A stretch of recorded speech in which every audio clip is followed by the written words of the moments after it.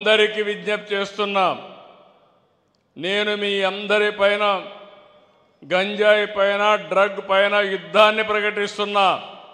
ఎవరైనా అడ్డం వస్తే తొక్కుకుంటా పోవడం తప్ప ఎవరిని వదిలిపెట్టను.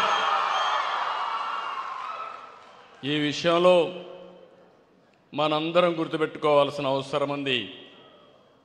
5 ఏళ్లలో మీరు చూశారు. ఇప్పుడే ఎమ్మెల్యే గారు ఒక మాట చెప్పారు. స్థానిక శాసనసభ్యుడు, ఏ నాయకుడైనా రాజకీయాల్లో ఉండే వ్యక్తులు ఆదర్శంగా ఉండాలి. చెడును ఎక్కడ కూడా ప్రోత్సహించకూడదు, చెడు వ్యక్తులతో కలవకూడదు. అలాంటిది ఒక గంజాయి బ్యాచ్, రౌడీ షీటర్ పోలీసుల మీద దాడి చేస్తే పోలీసులు అతన్ని ఎక్కడికక్కడ పోలీసుల డ్యూటీ కంట్రోల్ చేయాలి. కంట్రోల్ చేస్తున్నాడని నెపంతో కొన్ని వందల మోటార్ బైకులు ఎసగిపోయి గొడవ చేసి గంజాయి బ్యాచ్కి సహకరిస్తే ఏమనాలని మిమ్మల్ని అందరిని అడుగుతున్నా. వదిలిపెట్టమంటారా అని అడుగుతున్నా. ఏంటి పిల్లలు, వదిలిపెట్టమంటారని అడుగుతున్నా. రాజకీయ ముసుగేసుకుంటే అడ్డంగా రాజకీయ ముసుగు తీసి గంజాయి బ్యాచ్కి సహకరించిన వాళ్ళని ఎట్లా ట్రీట్ చేయాలనో ట్రీట్ చేసి ప్రజలకు సేఫ్టీ ఇచ్చే బాధ్యత నాదని మరొకసారి మీ అందరికీ హామీ ఇస్తున్నా. రాజకీయాలంటే తమాషా కాదు. ఈరోజు గంజాయిని నిర్మూలించడం ప్రభుత్వం ఒక్కరి బాధ్యత కాదు. ప్రతిపక్షాలు కూడా ముందుకు రండి. మీరు కూడా ప్రజా చైతన్యం తీసుకురండి.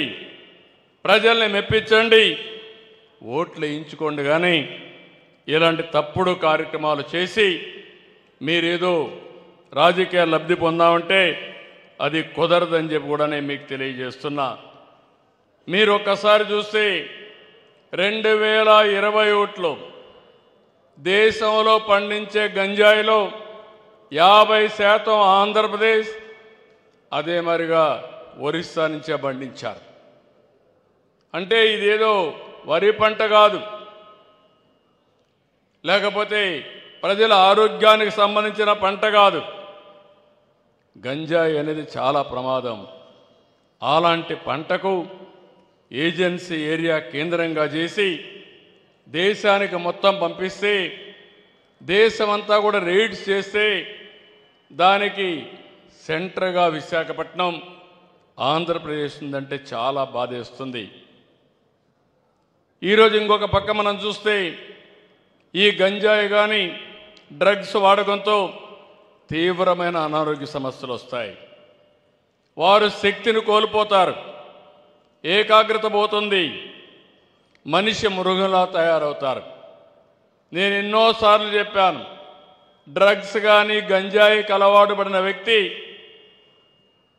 చాలా ప్రమాదంగా తయారవుతాడు, డిప్రెషన్కు గురవుతారు, ఆత్మహత్యలు చేసుకునే పరిస్థితికి వస్తారు.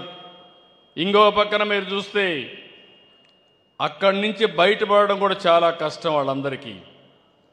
వాళ్ళు సమాజానికే పెద్ద సమస్య, తల్లిదండ్రులు కూడా పెద్ద సమస్య.